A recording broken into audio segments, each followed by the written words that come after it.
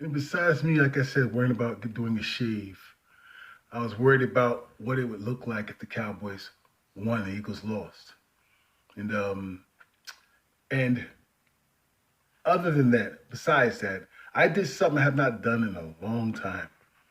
Watched a Jason Garrett conference after a game, an interview, whatever you want to call it, okay, after a game. Because usually when he gets on, they show him, I just turn the fucking channel. Because all you want to hear what Jason Garrett had to say? Go back 10 years ago, 8 years ago, 5 years ago, okay? And listen to him after a game, especially after a loss. And what you're going to hear? The same damn thing.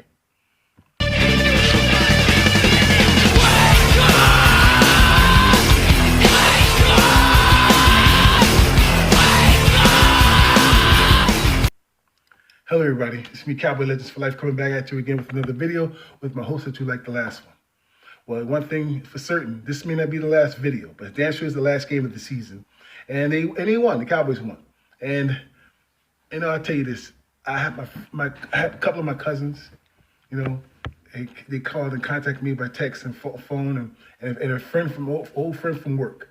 And back in my time when we used to work together. And they were like, hey, the Giants are hanging in there. Cowboys could get in the playoffs. The Giants are hanging in there. I'm like, oh, yeah, it's cool. Yeah, I'm surprised they're hanging in there and everything like that. It's cool, right?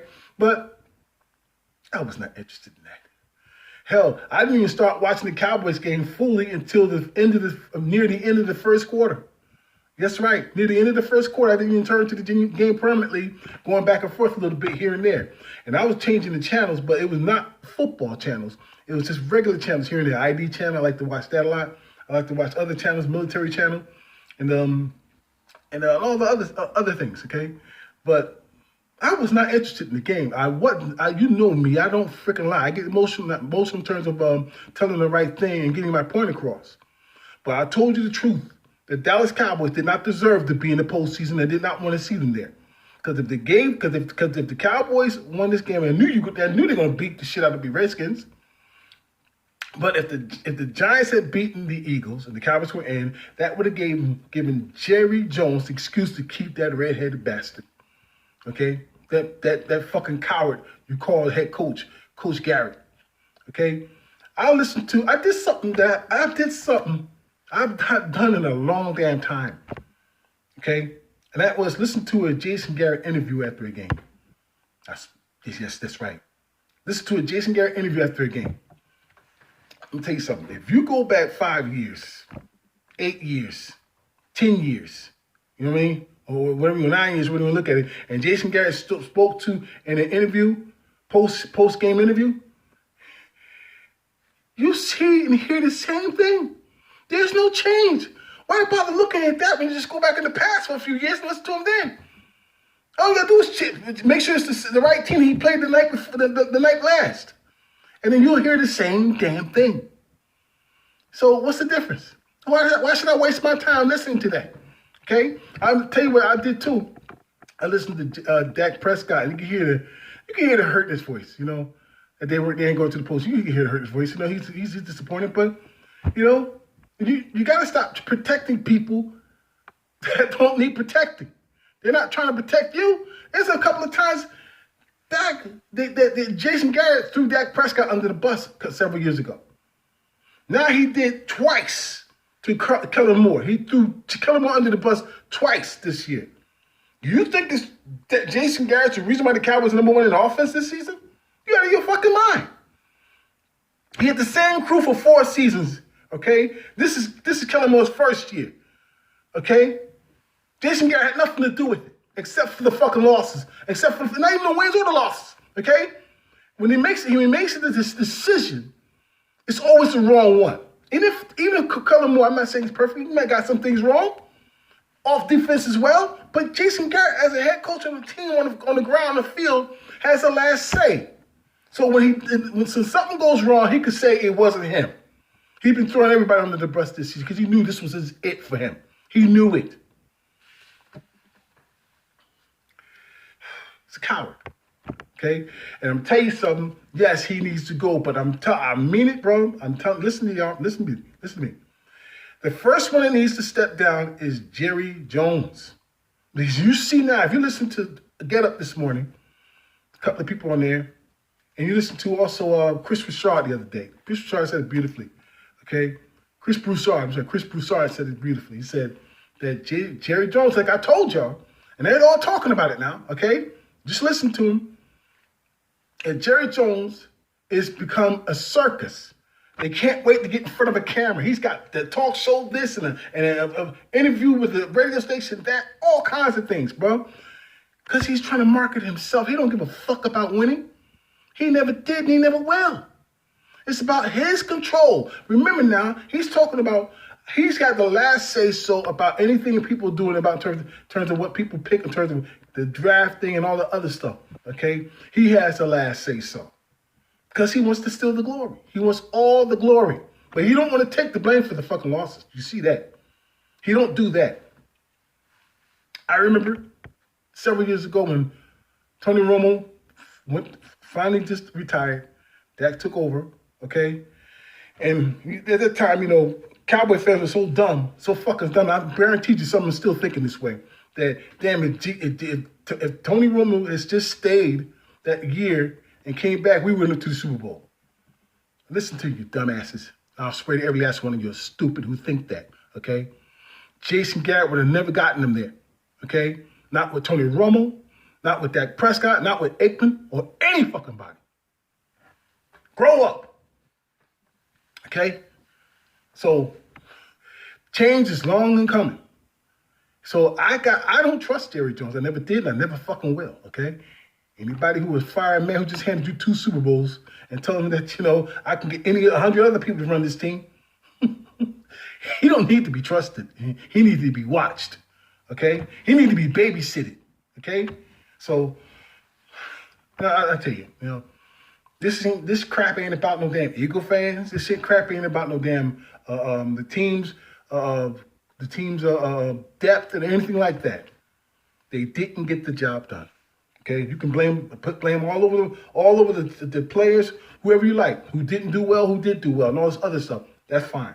Go right ahead and criticize Dak. Go ahead and criticize Zeke, everybody. But you better start from the fucking top first. Who deserves more blame than anybody? And that's Jerry Jones, and then subsequently that would be Jason Garrett. Now I don't have to just keep. I'm going to keep harking on this, okay? You know, not all off season, but take my word for it. If they keep the man, if they keep his ass, oh, you're going to hear me, okay? But if they fire him, I'm happy. Anybody would be a fucking great improvement right now if they just get rid of Garrett. But you see, here lies the problem. Jerry Jones will never relinquish control of the GM-ship. General managership. He will not do it, okay? He thinks he's gold. He thinks he's such a fucking genius. Only thing he can do is he can look up, maybe he's like the dude, the dude used to play in Dallas, this TV show Dallas. And his name is Digger Barnes. And Digger Barnes can smell oil right in the ground. He can detect it. You know what I'm saying? And he was good at that. But Digger Barnes was a fucking drunk. He was no good to himself or anybody else around him. The only thing he could do was find oil. He could bring it up and everything, you understand? But he couldn't do anything else. It's Jerry Jones. He's a great marketing genius. He found the oil. That's his oil right there. You know, he's marketing himself and everything. But you know what?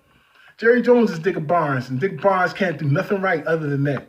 He don't know about he couldn't care about his wife. He can care about his children. All he cared about was drinking and finding oil. You understand? And that's Jerry Jones. He didn't find nobody to help him bring it up. He had him a partner in Jimmy Johnson. And Jimmy Johnson was, you might say, he was Ewing. Okay? He was Jock Ewing. Jock Ewing had enough of fucking Digger Barnes and he left. But you know, I'm not trying to make it any lighter there. It's just saying that this is what we got here. Our first issue and really for a real problem is Jerry Jones. All right?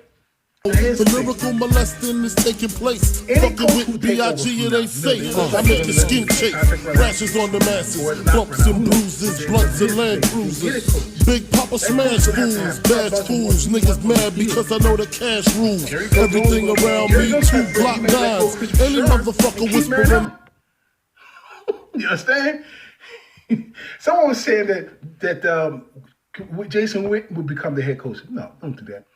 Get somebody who's going to have some experience in doing that and coaching first. And say, I wouldn't even give it to Sean Lee. I think he would be perfect in a few years if he gets in the coaching realm. I would give it to Chris Richard the spot. Okay, give him a nod for see what he does. Right, but I wouldn't give it to right as of yet like somebody like a Lee or someone like like a Moore. I wouldn't give it to him because he just got there. The biggest mistake he did was getting Jason Garrett to become offensive coordinator after he got fired from being a goddamn quarterback coach. Which is his first. That was his first job after retiring from the game, becoming a quarterback coach. He got fired from that and got hired as a offensive coordinator. And then just a few years from that, offensive coordinator was Wade Phillips failing offensively, okay, with Tony Romo. Jerry Jones hires Jason Garrett, and we've been in hell ever since, okay? Now, fittingly, he started 8-8 as a full-time, after he got a full-time ship as a head coach, and now he ends at 8-8. That is so fitting, okay? I'll tell you something, too, also. You Eagle fans, I'm not going to say anything until except for a few days. I'm going to wait for a few more days before I make my opinion about you, your team, and what's going to happen when you get into the postseason. I ain't going to lie about it, okay? Because you're still a trash team. You know it. Okay? You're still a trash team. The Giants almost pulled that shit out anyway. Got lucky because, you know why? Because Danny Dimes don't know how to keep money in his pocket. He keeps fumbling the fucking shit out of his pocket. Every time he goes to his pocket, pull out money, some dimes, he drops one in the goddamn carpet. That's Danny Dimes for you. He just don't know how. The boy got talent. He does. He got a sharp arm a little bit. You can see he got some potential, but boy, he just don't know how to keep his fucking dick in his hands, man. You got to hold the dick, motherfucker. You know? Let me see that. Let me see that. You got to stop shitting on yourself, man. Calm down. Try to slow it down on yourself. The fumbles you made just as bad as fucking Carson Wentz.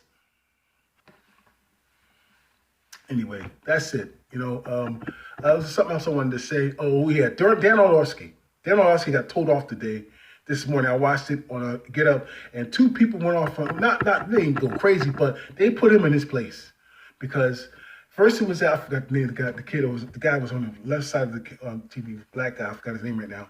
It escapes me. But Orlovsky was trying to say that, well, you know, you make a decision with Jerry Jones will get a head coach, and they're going to come and say, well, I got a problem with Jason Garrett. I mean, these guys got a problem with Dak Prescott because he's still trying to blame it on Dak Prescott. He's the guy who's trying to blame it all on Dak Prescott. You know, he's an ass. He's always been an ass. I'm telling you, Orlovsky, if I ever see you in person, I'm going to jail. I'm telling you that right now. I'm tired. I'm going to jail. That's how much this is how much of a hater this guy is. He says everything wrong when it comes to Prescott and the Cowboys.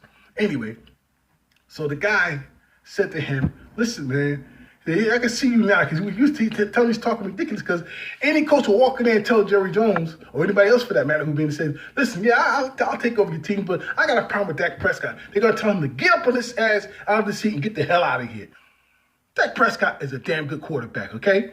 You're going to tell him to get the hell out of there. I know some of you are angry, you Cowboy fans upset with him. That's cool. Just go ahead. Some of you guys who sub with me, I know I'm not going to mention no names, but I'm going to say, yeah, go ahead. You got your opinions, fine. That's all to it. I'm not going to argue with you about how you feel, but I know how I feel, okay? This is BS, okay? Because the majority of the games we lost this season was because of the defense. Okay, a lot of the times they had one score time to try to get ahead of the game. get the score. Remember, we were leading in most of those games until the defense rolled over for the damn opposition. They rolled over, okay? We were leading in most of those games with the losses we had, and they rolled over them. And a number of times, okay, that we were down by 2 or 3 scores and came back to make it a 1-score game chance. Remember our fucking kicker that they did not get rid of him to the 14th game, or was it the 14th or 13th game of the season? He was fucking us over all season long, and they refused to get rid of him. Whose decision was that? Okay, because a lot of those games were lost because of the fucking kicking game. Also, you understand that? Several of those games were lost because of the kicking game. And a number of those games were lost because of the defense just absolutely just rolled over. Rolled over. You want to sit there and tell me that it was the fucking always the offense problem, because you can't sit there and tell me a number one offense is going to fucking give in like that. You must be out of your damn mind. Of course, the offense did lose a few games on themselves because they weren't sharp. That happens with every team, bro. Look how Tom Brady just did. I think he lost 2 out of the last 3 games or 2 out of the last 4 games. And he gave up a pick 6. He'd been playing like crap all season. Crap all season. But they're 12 and 4. They're 12 and 4. That's coaching, folks. Brady been playing like shit. One of the greatest of all time been playing like crap. Played like crap all season long. Didn't play good at all. Their defense played well the entire season, really. And it's all about coaching. Do you understand? If you put Brady in the Dallas Cowboys right now, he wouldn't be 8-8. He'd be 6 and fucking 10. I'm telling you. What that play he had, okay? The play he played this season, the scheme that he has for Belichick, okay? And if he was on Jason Garrett's squad, he would be 6 and fucking 10. Yeah. It's coaching. Don't even try to think that, the players must get execute. It's coaching. Look at Tomlin. Tomlin had nobody and just lost the chance to get to the postseason that last game, okay? But you know what? I would give him Coach of the Year because he had no quarterback. He had to sit down 2 quarterbacks. He had no fucking receivers who got hurt all season. His top receiver had to be shut down, and he lost AB the year before. Okay? Then he had no running back. Connor was gone. He had nobody. He had to go get the defensive player that helped him out and helped the turnaround in terms of the defensive play. Okay? But other than that, the guy almost got to the postseason. He should have gotten to the postseason. That's good coaching, folks. You understand? He had nobody. Look, I'm going to tell you straight too. Peterson, all the injuries he had, okay? Going to the division in this because the only reason why they won that division is because the Cowboys and Jason Garrett failed again, okay? Failed again. They had it locked, and they failed. But because they went neck to neck and head to head and were there, Peterson did what he had to do to win that division, and he did it with a very injured roster. And he won it with Carson Wentz, surprisingly, okay? You think about it, it's the first time Carson Wentz ever won a division. Think about it. Ever won a division. Was it the other day? No, it's his first time. It's the first time. Ever won a division. Okay? Unbelievable. With that and said, and told, okay, but I'm saying about another thing about this Dan Orlovsky is that also then you had the coach on, I forgot to use buddy Ryan. Ryan said to him about, you got to talk about getting somebody who's going to help out Baker Mayfield and get him what he needs and all this stuff, right? But Dak Prescott, well, you think about getting rid of him when you talk about Dallas Cowboys. And Ryan looked at him and said, you out of your mind. But he said Dak Prescott far and beyond a better quarterback than Baker Mayfield. Far and beyond. And he told he just said the woman that was sitting told him, we know you're a Dak hater. He said, I'm not a Dak hater. Yes, you are. Everybody on the table laughed at him. He's an ass, folks. He makes himself an ass. That's all I have right now. I'm gonna probably make a video later on, okay? That'd be good. And hey, always Go Cowboys. How long? Not long! 'Cause what you reap is what you sow!